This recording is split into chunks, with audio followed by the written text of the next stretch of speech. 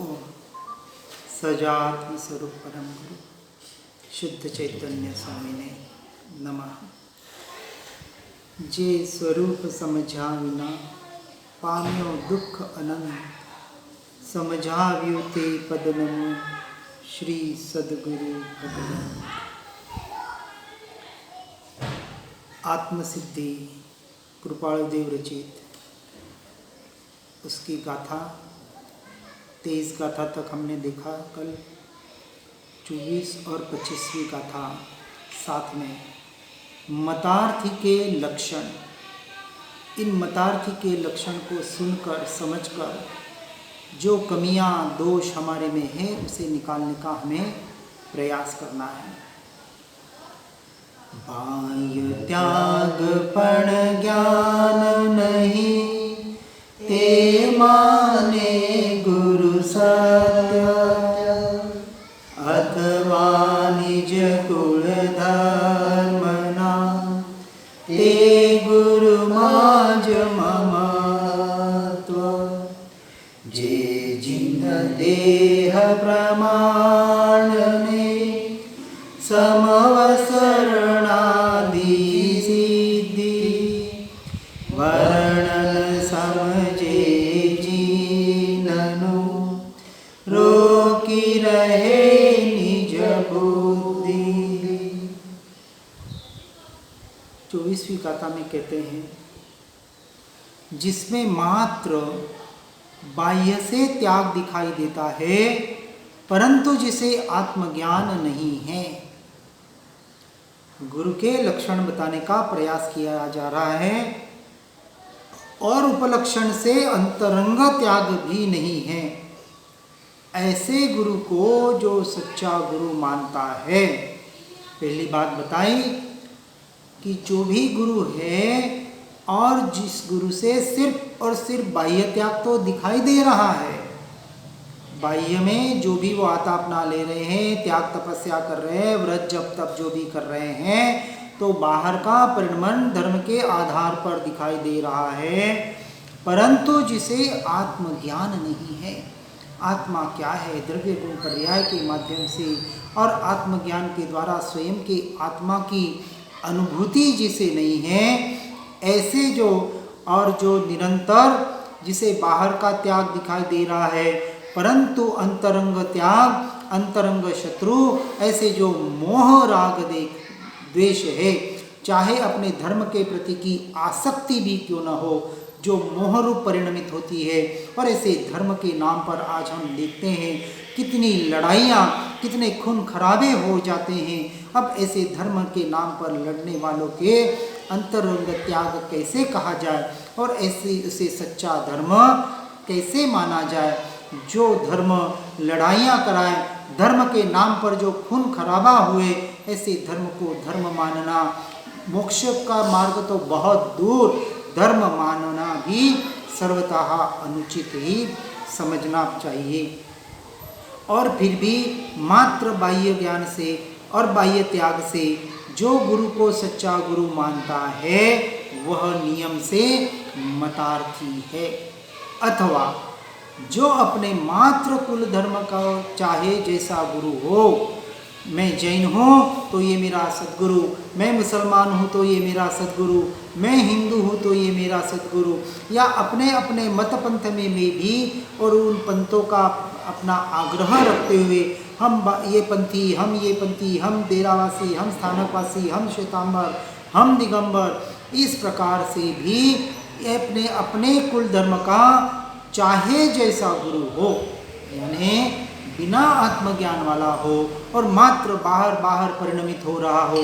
आज तो यानी चारित्र, जो बाहर के चारित्र कहते हैं, उसको भी हम आज नहीं देखते, मात्र वेश के आधार पर उनको गुरु मान लेते हैं। और ऐसे जो हमारे स्वयं के दृष्टि को हम जो मूढ़ बना रहे हैं, मिथ्यात्व की दशा में घूम रहे हैं, अपने अज्ञानता का पोषण कर रहे हैं। इसलिए चाहे जैसे गुरु में, चाहे अपने कुल धर्म के हो या कोई बाहर के हो, ऐसे गुरु में ममत्व रखना यह मतार्थी का लक्षण है। और ऐसा मतार्थी कभी भी आत्मार्थी नहीं बन सकता। और जो आत्मार्थी नहीं बन सकता वो मोक्ष का चाहे कितना भी अभिलाषी हो, मोक्ष मार्ग का सच्चा पुरुषार्थ नहीं कर सकता। इसको हमें जड़ मूल से निकालने का प्रयास करना है। और यदि प्रयास करना है तो ऐसे सद्गुरु की हमें शोध करनी पड़ेगी जो बाहर का नहीं अपने भीतर का मार्ग दिखाए, सत्य पुरुषार्थ करने का हमें निरंतर उपदेश करे। ऐसे सद्गुरु की ओर ही हमें बढ़ना पड़ेगा। और 25वीं गाथा में कहते हैं, जो जिनेंद्र की देह आदि का वर्णन है उसे जिनेंद्र का वर्णन समझता है और मात्र अपने कुल धर्म के देव है, इसलिए ममत्व के कल्पित राग से जो उनके समवसरण आदि का महात्म्य कहा करता है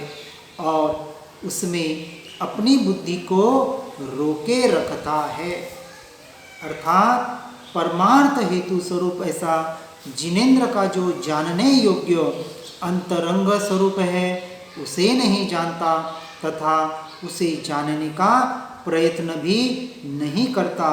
और मात्र समोषण आदि में ही जिनेंद्र का स्वरूप बताकर मतार्थ में ग्रस्त रहता है। यानी मात्र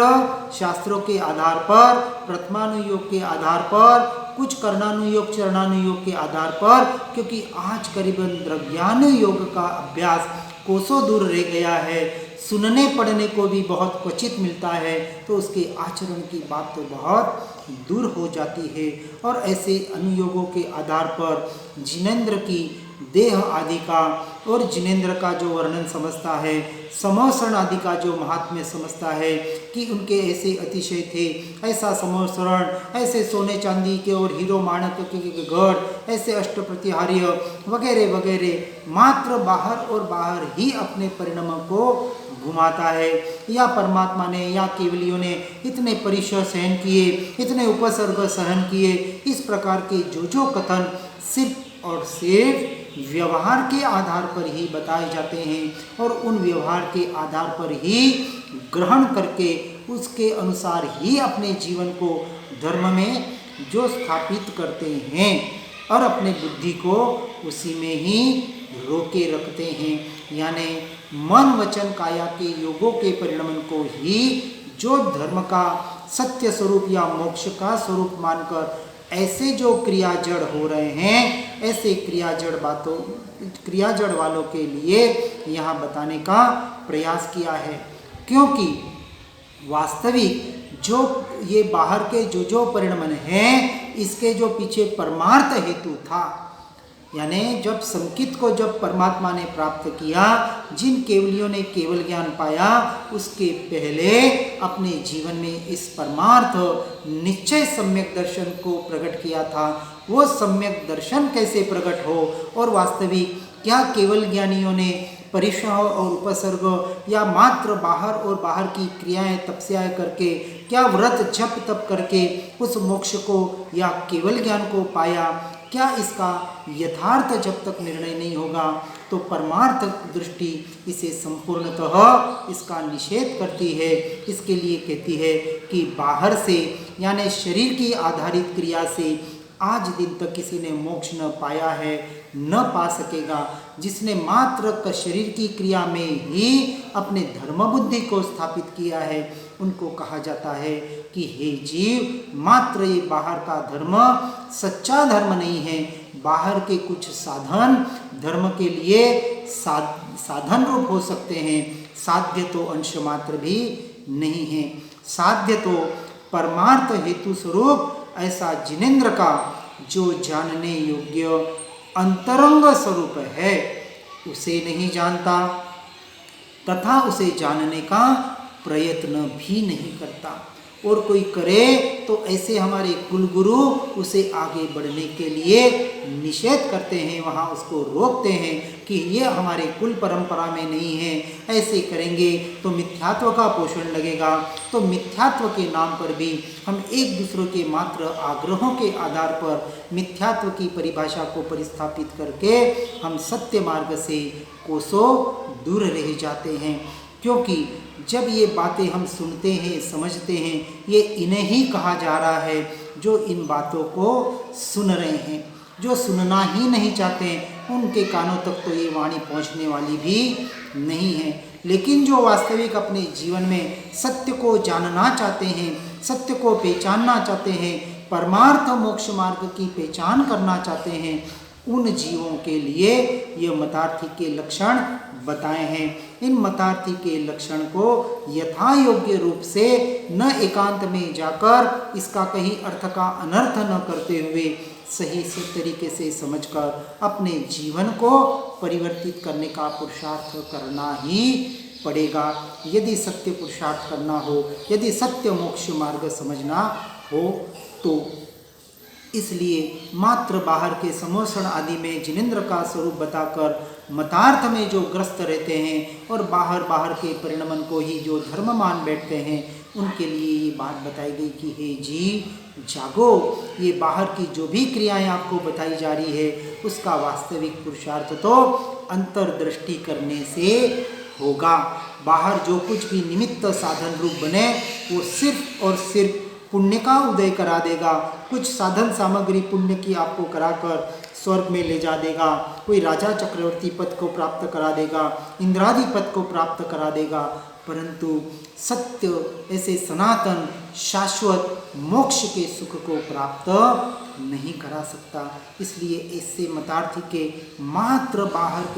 के लक्षण से हटकर हमें अंतर पुरुषार्थ करने का, परमार्थ के स्वरूप को समझने का यहाँ उपदेश दिया जा रहा है। ऐसे अंतरंग स्वरूप को निरंतर जानने का हमें प्रयत्न करना चाहिए। आगे की गाथा लेते हैं 26 और 27। प्रत्यक्ष सद्गुरु योग मां वरते दृष्टि विमुख, असद्गुरु ने दृढ़ करे निज मानार्थे मूल,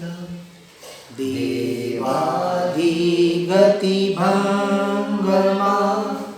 जे समझे श्रुत ज्ञान, माने निज मत वेशनो आग्रह मुक्ति दान। 26वीं गाथा में कह रहे हैं, प्रत्यक्ष सद्गुरु का क्वचित योग मिले तो दुराग्रह आदि की छेदक उसकी वाणी सुनकर उससे उल्टा ही चलता है, अर्थात उस हितकारी वाणी को ग्रहण नहीं करता और स्वयं सच्चा दृढ़ मुमुक्षु है, ऐसे मान को ही मुख्यता प्राप्त करने के लिए असद्गुरु के पास जाकर स्वयं उसके प्रति अपनी विशेष दृढ़ता बताता है। यानी ऐसे मतार्थी जीवों को कचित सद्गुरु का योग, प्रत्यक्ष सद्गुरु का योग मिल भी जाए कि ऐसा योग कि जो अपने दुराग्रह आदि की छेदक जिनकी वाणी होती है, इसे छेदक वाणी को सुनकर भी उससे उल्टा ही चलता है। यानी जो कुछ भी सुनता है, पढ़ता है या जो कुछ भी सत्य समझने का प्रयास करता है, उसको मात्र अपने वाणी के द्वारा अपनी मान और प्रतिष्ठा को बढ़ाने के लिए उसका उपयोग करता है और उस हितकारी वाणी को यथार्थ अपने स्वयं के सच्चे दृढ़ ऐसे मुमुक्षुपने के लिए उसका उपयोग न करते हुए, मैं मुमुक्षु हूँ, मैं सच्चे मार्ग को जानता हूँ, अपने ऐसे मान प्रतिष्ठा को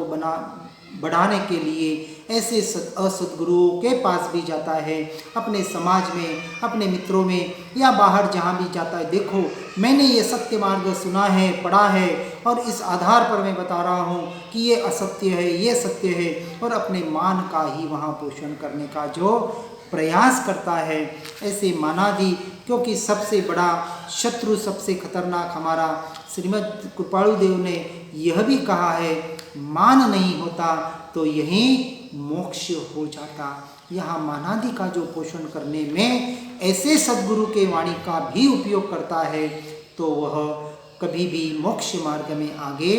नहीं बढ़ सकता। और गाथा 27 में कहते हैं कि देव, नरक आदि गति के भंग आदि के स्वरूप किसी विशेष परमार्थ हेतु से कहे हैं, उस हेतु को नहीं जाना और उस भंग जाल को जो श्रुत ज्ञान समझता है तथा अपने मत का वेश का आग्रह रखने में ही मुक्ति का जो हेतु मानता है वह मतार्थी के लक्षणों में आ जाता है। क्योंकि शास्त्रों में अनुयोगों के अनुसार सभी का स्वरूप बताया गया है। देव, नरक आदि के गति के भंग आदि के स्वरूप को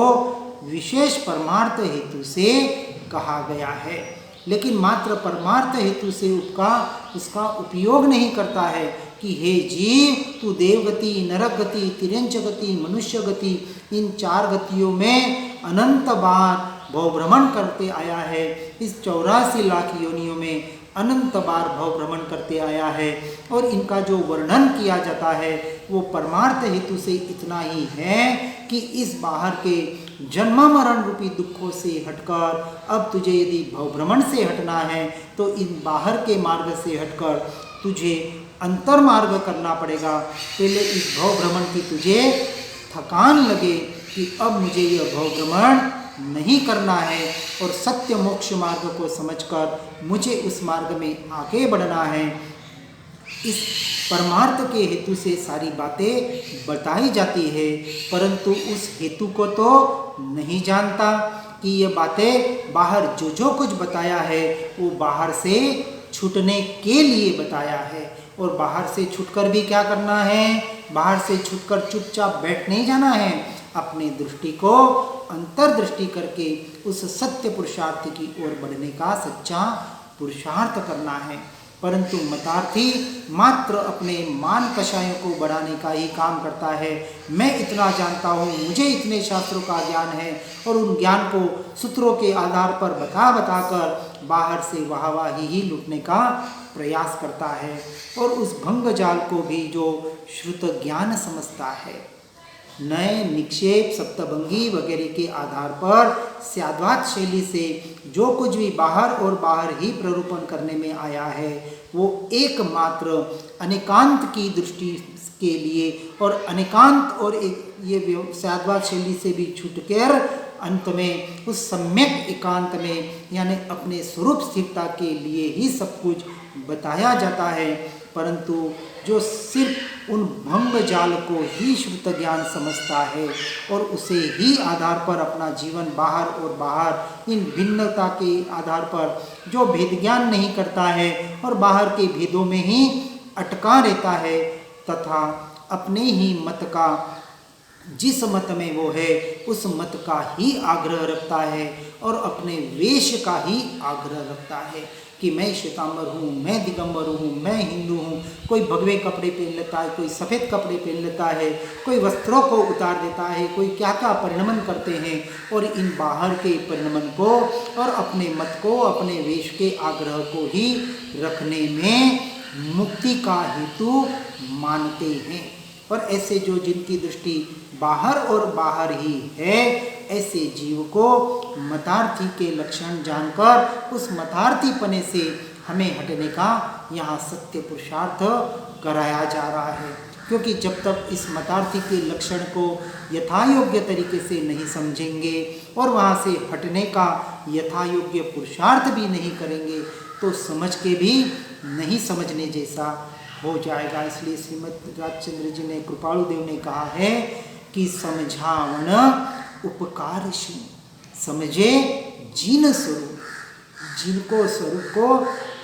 परमात्मा के स्वरूप को यथार्थ रूप से द्रव्यगुण पर्याय के द्वारा अपने स्वयं के स्वरूप को समझने के लिए करना है, तब तक किसी का उपकार हुआ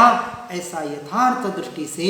नहीं कहा जाएगा। यदि किसी की कृपा चाहिए उपकार चाहिए तो सुनकर पढ़कर स्वयं से स्वयं में परिणमित होने का हमें पुरुषार्थ करना ही पड़ेगा। आगे की 2 गाथाएं बोलेंगे। लयु स्वरूपन वृत्तिनो ग्रयो व्रत अभिमान ग्रहे नहीं परमार्थने लेवा लौकिक मान अथवा निश्चय नय ग्रहे मात्र शब्द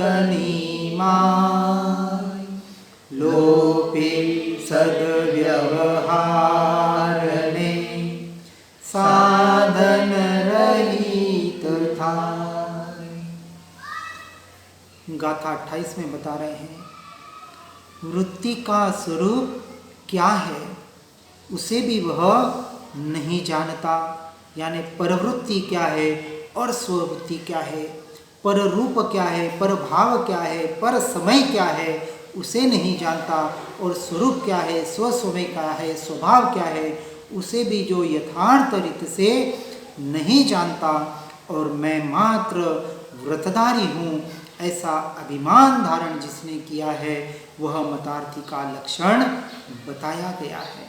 इसलिए मतार्थी जो मात्र और मात्र बाहर के कुछ व्रतों को धारण कर लेता है और अपने आप को अनुव्रतों के द्वारा श्रावक मान लेता है और बाहर के महाव्रतों के द्वारा अपने को साधु संत मुनि मान लेता है और अंतर्दृष्टि अंश मात्र भी नहीं कर पाता है, कभी कभार आत्मा की बातें भी कर लेता है लेकिन सिर्फ और सिर्फ वचन के द्वारा वाणी के द्वारा ही प्रवाहित होती है, वहाँ वास्तविक जो अंतर्दृष्टि करनी थी वह अंतर्दृष्टि नहीं कर पाता है। इसलिए कहा क्वचित परमार्थ के उपदेश का योग बने तो भी लोगों में जो अपने मान पूजा सत्कार आदि है वे चले जाएंगे अथवा वे मान आदि फिर प्राप्त नहीं होंगे, ऐसा समझकर वह परमार्थ को ग्रहण नहीं करता है। यानी कहीं से परमार्थ को सुन भी ले जान भी ले तो अपने जो ये बाहर व्रत पचकान ये जो वेश धारण किया हुआ है कहीं इस वेश से मैं हट जाऊंगा तो जो मेरी समाज में मान्यता है, जो मेरी पूछ है, बड़े बड़े धनाढ्य लोग आके मेरे सामने झुकते हैं, मुझे अच्छा खाना पीना देते हैं आदि, जिसकी बाह्य और बाह्य ही दृष्टि है और परमार्थ का उपदेश का योग बने ऐसा तो अपने मान पूजा सत्कार आदि के लिए उस परमार्थ को यथार्थ रूप से ग्रहण करने का वो पुरुषार्थ जो नहीं करते हैं उन्हें ऐसे मतार्थी के लक्षणों में लिया गया है। मैं कहाँ हूँ, मुझे क्या करना है, यह हमें निरंतर इस बात को सोचने का प्रयास करना है। भूल कर भी होता है अनादिकाल से पर दृष्टि करने का जो हमारा अभ्यास रहा हुआ है तो कभी कभी पर लक्ष्य जाता भी है, कोई पर दृष्टि में आ भी जाता है, परंतु पर से तुरंत दृष्टि को हटाकर मैं कहाँ हूँ और मुझे कहाँ क्या करना है, मेरे में कितने मतार्थी के लक्षण हैं और उन लक्षणों को मैं कैसे निकाल सकता हूँ। जहाँ जहाँ अटकना हो रहा है इन बातों को सुनकर अपने अटकना निकालने का प्रयास करें और जो कोई अपने साथी हो, संगी हो और जो कोई अपने बात मानने जैसा लगे उनको इस बात को बताने का जरूर प्रयास करें, लेकिन किसी भी बात का भूल कर भी आग्रह न रखे। यहाँ कहते हैं कि सत्याग्रह भी एक प्रकार से हिंसा के प्ररूपण में ही आता है, क्योंकि यहाँ यानी सिर्फ क्रिया को नहीं भाव मरण पे भी जो जोर दिया गया है, किसी की भावों को मारना, किसी पे जबरदस्ती किसी से धर्म करवाना, ये भी एक प्रकार की हिंसा ही बताई गई है। इसलिए सत्य को भी सही तरीके से समझपूर्वक बताने का जितना हमने सुना है, जाना है, समझा है, उनको सत्य मार्ग में लाने का हमें जरूर प्रयास भी करना चाहिए। और 29वीं गाथा में कहते हैं अथवा पहले व्यवहाराभासी यानी क्रियाजड़ वालों की बात बताई, अब निश्चयाभासी की शुष्क ज्ञानियों के लिए बताया जा रहा है कि जो जीव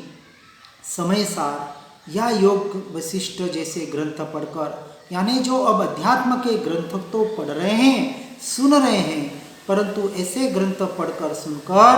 मात्र निश्चय को ग्रहण करता है, यानी मैं आत्मा हूँ, मैं जानने वाला हूँ, आत्मा कुछ करता नहीं है, खाता पीता नहीं, देखता जानता मात्र है, और बाहर से कैसा भी कुछ भी वर्तन करे, कुछ भी खाने पीने लग जाए, बाहर से व्यभिचार भी करने लग जाए, ये तो शरीर करता है, मैं मात्र जानता हूँ। ऐसे व्यभिचार से भी, ऐसे दुराग्रहों से भी हमें जरूर हटना है। किस तरह ग्रहण करता है, यह वास्तविक मुख्यता से विचार करना है। मात्र कहने में, अंतरंग में तथारूप गुण की कुछ भी स्पर्शना नहीं, और सद्गुरु, सत्शास्त्र तथा वैराग्य विवेक आदि सद्व्यवहार का जो लोप करता है, यानी सिर्फ कथनी में आता है कि आत्मा की बातें कर भी लेता है कि मैंने ऐसे सुना, मैंने ऐसे पढ़ा, और उस रूप कभी कभी परिणमन करने का भी प्रयास करता है, परंतु जिसे सद्गुरु सत्शास्त्र का जिसे व्यवहार लोप हो जाता है, और वैराग्य और विवेक का भी, ऐसे सद्व्यवहार का भी जो लोप करता है, तथा अपने को इस बाहर सिर्फ सुनकर पढ़कर अपने शास्त्रों के द्वारा, विद्वान पंडिताई के द्वारा ज्ञानी मानकर बाहर के साधन रहित होकर आचरण करता है, इसे भी मतार्थी के लक्षणों में लिया गया है, जिसे शुष्क ज्ञानी या निश्चयाभासी या स्वच्छंदी भी कहा जाता है। ऐसे स्वच्छंद से, ऐसे शुष्क ज्ञानता से भी हमें हटना है, क्योंकि हम आत्मा की बातें सुनते हैं, पढ़ते हैं, समझने का भी प्रयास करते हैं, तो जैसे जैसी हमारी आज जो अवस्था है, उस अवस्था के अनुसार व्यवहार का संपूर्णतः लोप न करते हुए जो व्यवहार हमें अभी यथा योग्य हमारे अनुसार, अवस्था के अनुसार चाहिए, उसे करते हुए एकमात्र अंतर्दृष्टि करने का ही हमें यहाँ पुरुषार्थ करना चाहिए। गाथा 30 लेंगे। ज्ञान दशा पामे नहीं, साधन दशा न काई, पामे तेनो संग जे, ते बूढ़े भवमाई। अब यहाँ जो ऊपर दो बातें खास 28वीं और 29वीं गाथा में बताया, एक क्रिया जड़ता और एक शुष्क ज्ञानता, एक व्यवहाराभासी और एक निश्चयाभासी। सिर्फ व्यवहार और व्यवहार में ही धर्म मान रहा है, और ज्ञान मार्ग की ओर, अपनी आत्मज्ञान की ओर, अपनी आत्मानुभूति रूपक जो सम्यक चारित्र, स्वरूपाचरण रूपी जो चारित्र है, उसकी ओर जो नहीं बढ़ पा रहा है, ऐसा मतार्थी और एकमात्र निश्चय के सिर्फ बाहर के वाणी को ही ग्रहण करता है, लेकिन अपने जीवन में वह मोह जो लगा हुआ है, जो संसार के प्रति की, देह के प्रति की जो आसक्ति रही हुई है, जो मूर्छामय जीवन है, वहाँ से हटने का, यानी त्याग वैराग्य का, बाहर का बिल्कुल भी जिसे स्वरूप ही पता नहीं, जिसका जो प्रयास नहीं कर रहा है, ऐसे जीवों के लिए यहाँ दोनों प्रकार के जीवों के लिए, या यूँ समझे कि व्यवहाराभासी, निश्चयाभासी और साथ साथ में उभयाभासी, यानी दोनों को जो मोक्ष का मार्ग मान लेता है कि व्यवहार भी तो चाहिए और निश्चय भी तो चाहिए, ऐसे उभयाभासी को भी एक अपेक्षा से यहाँ समझने का प्रयास करना है। ऐसे जीवों के लिए यह 30वीं गाथा बताते हैं कि ऐसे जीव ज्ञान दशा को नहीं पाते और वैराग्य आदि साधन दशा भी उसे नहीं होती है, जिससे ऐसे जीव का संग दूसरे जिस जीव को होता है वह भी भव सागर में डूबता है। यानी चाहे गुरु शिष्य की परंपरा समझे या जिसके भी जीवन में ऐसे जीवन को जो आधार को मानता है, क्रियाजड़ या शुष्क ज्ञानता का जीवन जो जी रहा है, वह स्वयं के जीवन को भी बर्बाद कर रहा है और उसके संग में आने वाले को, जिसको वो समझाने का, बताने का, धर्म के आधार पर जो प्रयास करता है, तो अन्य को भी डुबाने का ही काम करता है। ऐसे जीव भव भ्रमण में, संसार रूपी सागर में डूबने वाले हैं और अनादि के इस 84 के चक्कर में ही अनंत काल के लिए आगे भटकने वाले हैं। ऐसे जीवों को वहाँ से बचकर इसी बात को विशेष इस उपदेश से सुनना है और समझना है कि ज्ञान दशा को पाना, यानी अपनी आत्मज्ञान को पाकर स्वसंवेदन प्रत्यक्ष आत्मा की अनुभूति करके आत्मरमणता ही जो सच्चा सम्यक चारित्र है, तो उस आत्मरमणता के द्वारा ही मैं सम्यक दर्शन से लेके अपने मोक्ष तक की यात्रा कर सकता हूँ। ऐसा जो निर्णय करता है वो तीर जाता है, और जो निर्णय नहीं करता है, यानी व्यवहार के आधार पर ज्ञान दशा को नहीं पाता है और शुष्क ज्ञान के आधार पर वैराग्य आदि साधन दशा को जो नहीं पाता है,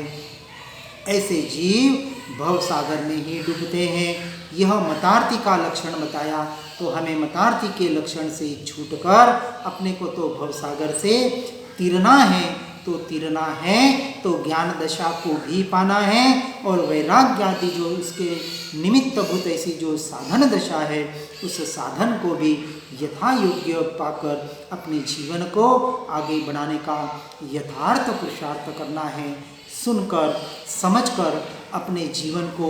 यथा योग्य परिवर्तन करने का निरंतर पुरुषार्थ करना, यही एक सच्चे मुमुक्षु का, एक सच्चे आत्मार्थी का, एक सच्चे जिज्ञासु का लक्षण है। जीवन में उतारकर सच्चे मोक्ष मार्ग पर आगे बढ़ने का प्रयास करें। इन्हीं भावना के साथ जिनाज्ञा विरुद्ध कुछ भी कहने में आया हो तो मिच्छामि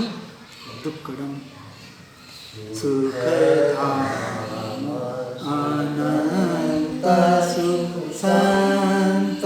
चाहे, दिन रात रहे तद ध्यान महि, पर शांति अनंत सुधा मयते, प्रणमो पदते वरते जयते। ओ प्रणमो पदते वर